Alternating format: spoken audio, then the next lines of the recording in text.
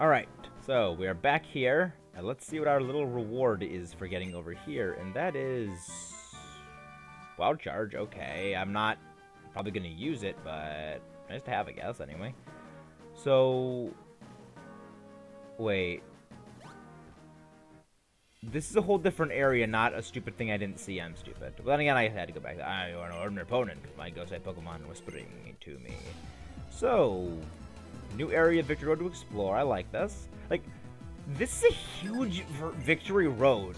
And, oh, Matang. Alright. Alright.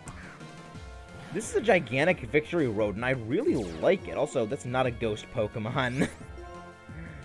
Claw. It's not super effective, at least in this generation, but let's just see how much...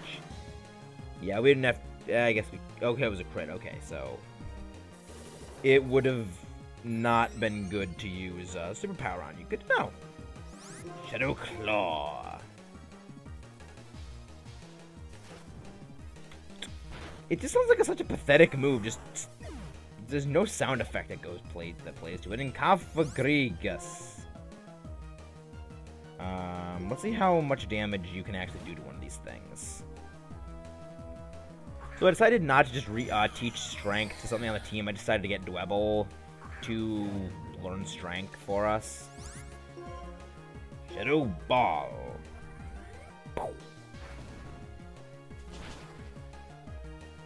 Okay, so we can pretty much almost KO one completely. So safely KO one. My premonition was spot on. You were no ordinary trainer. Thank you. So, that's where you drop down to back to the start of the thing. Okay, so this is a whole new area, I guess. Let's see what's over here, because...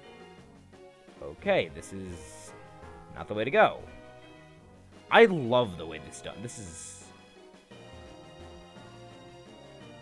So, wait. Wait. Is there even more to this Victory Road, or did I just go wrong way? You, who brought you this far? I brought myself this far. And that's who's brought me this far. So, Jamie, so,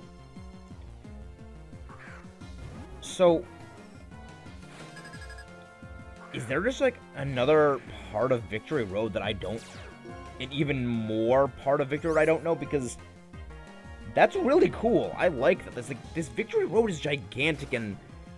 Like, this is, in my opinion, what all Victory Roads should be like. Because while I do somewhat like what they did with the Victory Road in regular black and white, I'm not a super big fan of just, like, sliding down all those cliffs because... I don't know, I don't like it. This, on the other hand, I do like because it's an actual dungeon layout. It's not some little cheap gimmick. Aftermath. Okay, sure. Hurt us.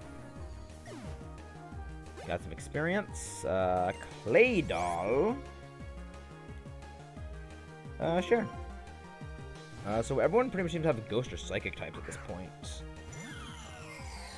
Which isn't... Actually, that's a little surprising, because I don't know, it's a little surprising to me. I mean, I guess there's some fighting types in here, so not super shocking, and you're faster than me. I think... Do we have a minus... I think we have a minus speed nature, so that makes a little bit of sense, and we got our special defense dropped. Hopefully this KOs you. Very good. And restore our HP, even though it doesn't really matter. Gain our experience, and move on. You're reliable Pokemon and brought you this far, isn't it? Yes, indeed they have brought me this far, and they will bring me further into many other places. So, I guess there's just another water path you have to follow? I guess. So, we gotta go the way around then. I do like this because it is a bit of a... I like the way they've done this because it doesn't feel like, you know, here's just a simple linear Victory Road. It's actually very complicated. But it doesn't explain how you get to there because, like, there's nothing there. There's no possible way to get there. Like, I'm not missing anything. There is no way to get there unless, like, this place changes. But, like, there's nothing. There's no way to get there. That's gonna drive me crazy.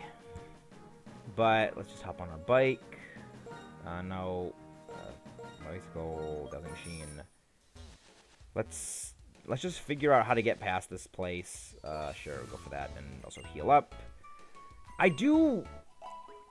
This place is huge. I probably should just look up a map of this place and figure out how to get through it, but I don't want to do that because I kind of want to figure my way out there myself. Alright. Round 2. Time to battle Iris again, and hopefully we don't lose this time. So, I've only done a little bit of auxiliary training, what you've seen so far, and then I've, of course, battled the Elite Four again. We've gone up levels pretty much globally, though Zoroark is who I primarily used, as I didn't want the team to get too over-leveled, because what we've seen of Iris's team so far, Zoroark isn't going to be particularly helpful. Alright. See, here's a tough choice, because I guess Zoroark doesn't have anything that's really, like, particularly good for fighting Hydreigon, though. So, I guess we could go check our item. I guess we could check our TM, see if, like, there's anything we could teach Zoroark that would possibly be strong against Zoroark. No, stop clicking the Y button.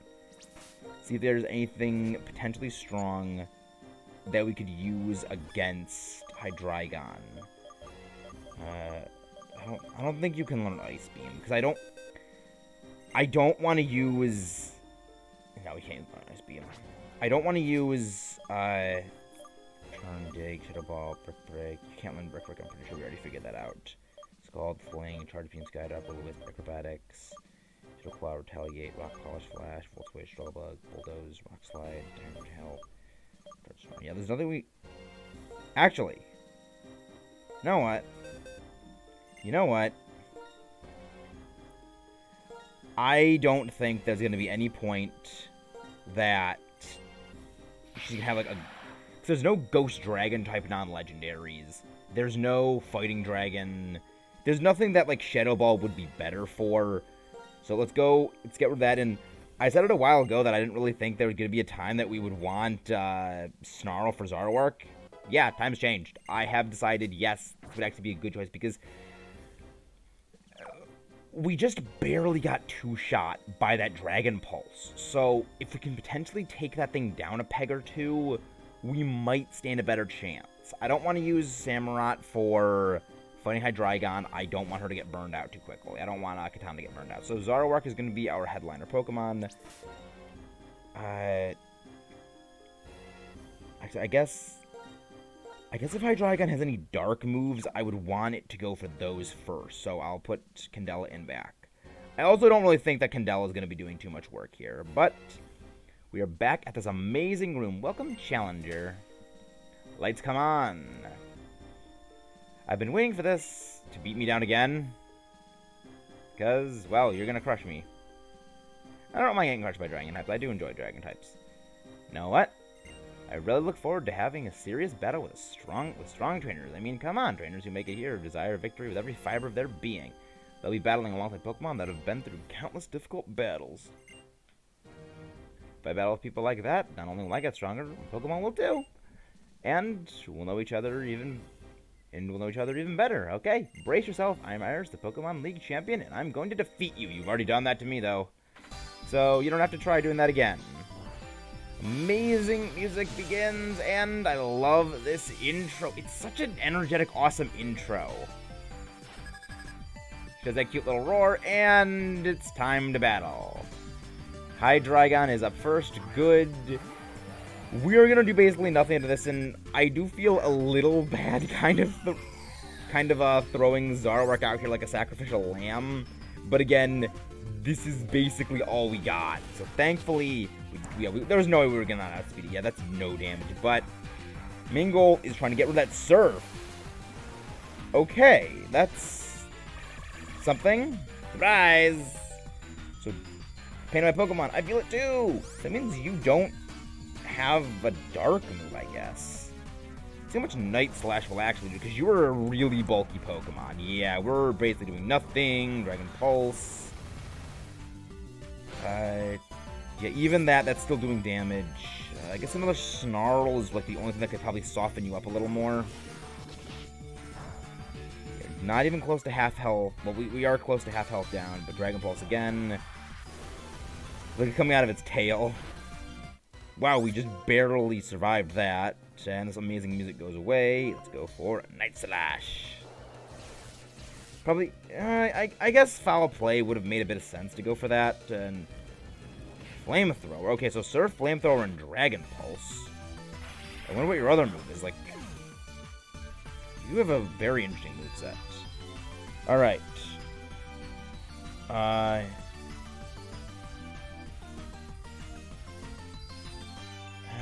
guess Devastator would be a good choice for this. I'm pretty sure you're at a safe HP for us to go for Ice Punch. Dragon Pulse. Let's see how much damage this does. We've debuffed you substantially, but I'm pretty sure this is still going to do a good amount. Yeah, that still did almost a quarter of our HP. Actually, did do a quarter of our HP, even with a double debuff, so we needed that. Zoroark, you may not have been gaining experience from this, but you were an invaluable part of this battle. We're coming out of better good. Plus 4 HP. Druddigon! Alright. I think Devastator would be good for this. Yeah, Ice Punch. Ice Punch! You have Sheer Force, not Rough Skin. Ooh. You lived. And Focus Blast hits again? And it was a crit, of all things. Okay. Let's see, what's your... Okay, yeah, RB should definitely outspeed you. I really just wish Arbiter would have been better for this battle, because for as good as he is normally, his low speed is going to bite him in the butt here. Dragon Claw! Oh, full restore, good. Glad we're getting that out of the way quick. Because her healing any of her Pokemon would be terrifying. Arbiter! Dragon Claw! This should be a one-shot.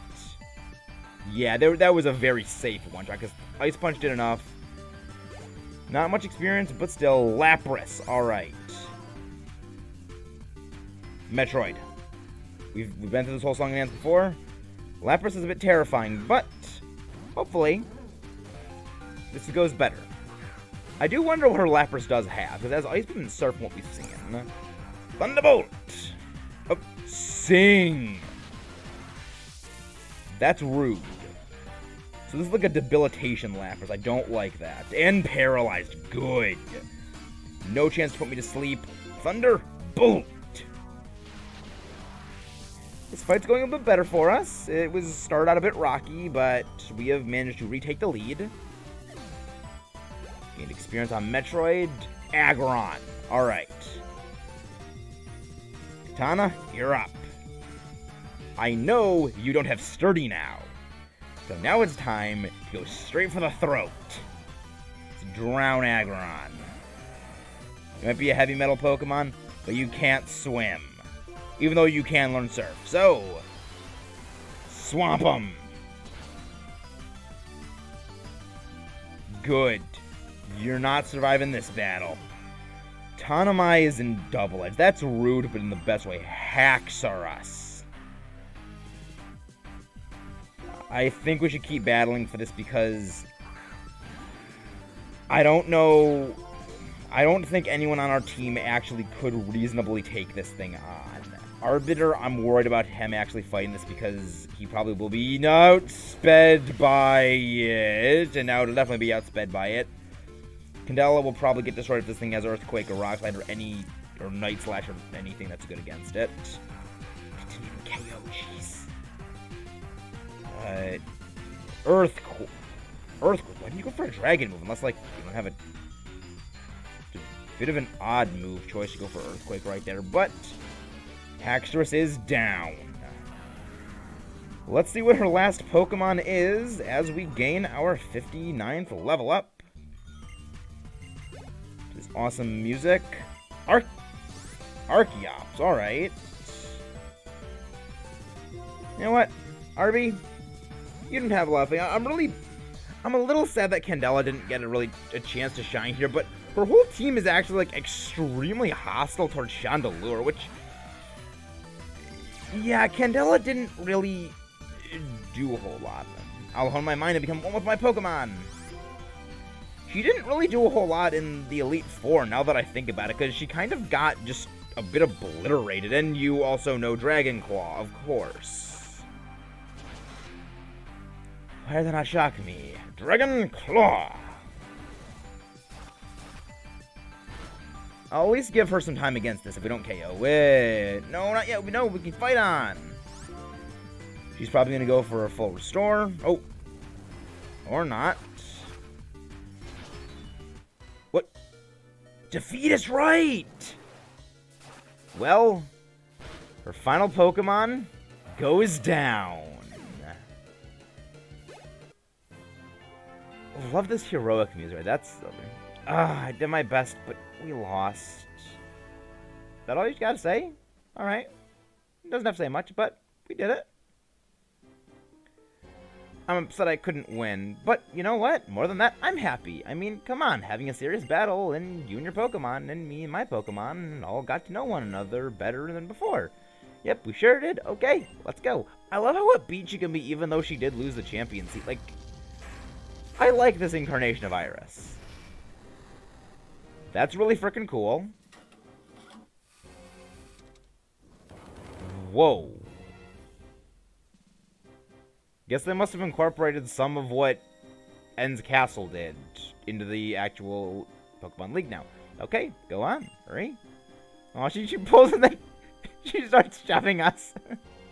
Oh my gosh, that's adorable. And also, I wonder what those symbols actually mean on that thing right there. So, this room is the Hall of Fame. Your name and your Pokemon's names will be recorded here, and these important things will never be forgotten. That you are an excellent and kind trainer, that you are considerate towards your Pokemon and give them your whole heart. And that your wonderful Pokemon believe in their trainer with all their hearts, and together you have strength that knows no bounds. I like this incarnation of Iris. Hey, come on. Oh, excuse me, Maxis. To the trainer standing before me, and to the Pokemon by your side, your beautiful bond has grown through battle. In order to make this bond an eternal treasure, your name shall be recorded here. This is amazing. I love this. And everyone's been recorded. Oh, they do the same Middle Hall of Fame thing! That's awesome! Belvedam. Metroid. Katana. Devastator. And Candela, last but certainly not least. I am a little sad that Candela didn't really get to do a whole lot, but she did show she was a strong Pokemon. She was good, and hopefully in post-game she does excel a bit, because she really, she just got the short end of the stick so much in the Elite Four. Oh, not all of them show up at the same time. Interesting. Oh. Challenge mode. Interesting. So there's a hard mode to this game or something? Obtain the challenge key. Challenge mode can now be selected. Keys can be sent and received via infrared communications and unlocked each other's locked settings and map locations. So there's like areas locked specifically to Pokemon Black 2 and areas locked specifically to White 2? Interesting. In a good way this time. Well, we saved the game. And we saved Unova. Whoa. Oh. Not expecting this.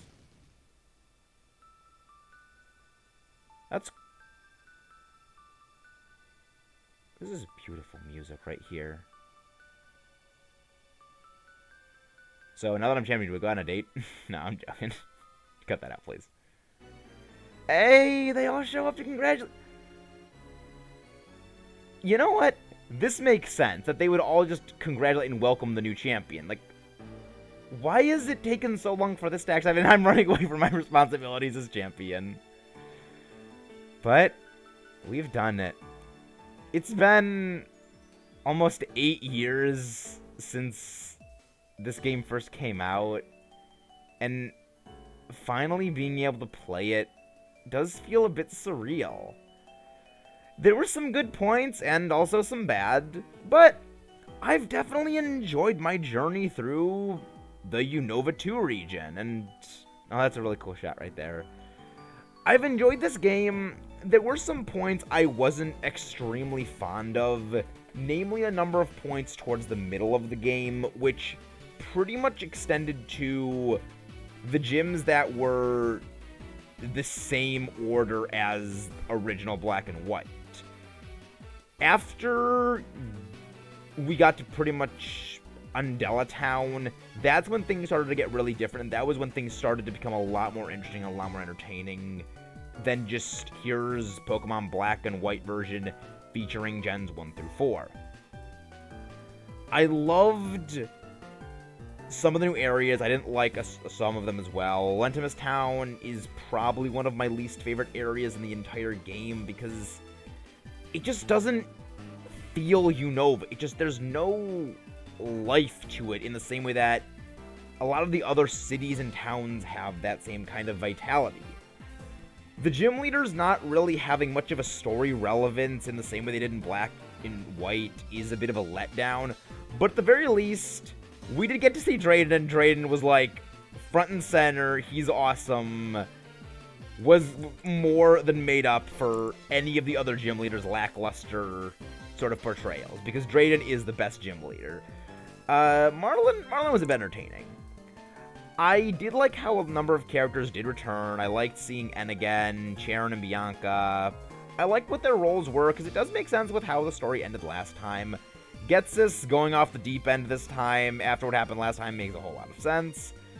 The conclusion of Hugh's whole arc with the Liepard, honestly, I wasn't as big of a fan of the way it ended. I kind of would have preferred, maybe if you actually battled against it, because I think that would have been a lot more conflict and a lot more interesting just to see how that would play out. But again, it was a great thing. I liked Colress. He was easily very entertaining, and I like that they didn't have, Ghetsis just appearing again, being malevolent and evil at all points of the game.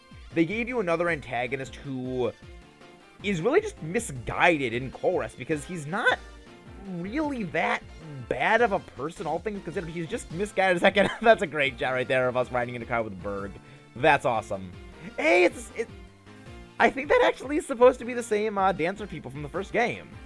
But yeah, there were an uncomfortably large number of references to the first game, which isn't bad, and also I love the fact that we're actually getting a performance by Roxy, and also Pop Roxy is right there. But I don't really like that they kept referencing, hey, do you remember, hey, you're like that person who beat me 2 years ago. I don't really like that because, aw, that's cool. I wish we could see that battle. I didn't think it was that entertaining because it felt forced. Like, hey, remember, there was a prequel game to this. You might want to play that first. Oh. That's cool. That's really cool. Look, I do like that N came back, because he was entertaining. I like the division of Team Plasma. There were good things and bad things about the story. I like a bit how Team Plasma here is just very much outright malevolent after they were exposed 2 years ago, so it makes sense. I like how sort of old Team Plasma is trying to do good, and that they are trying to sort of be in line with what Black and White's iteration of Team Plasma was sort of ideologically, even if they weren't truly that. So I like what they've done.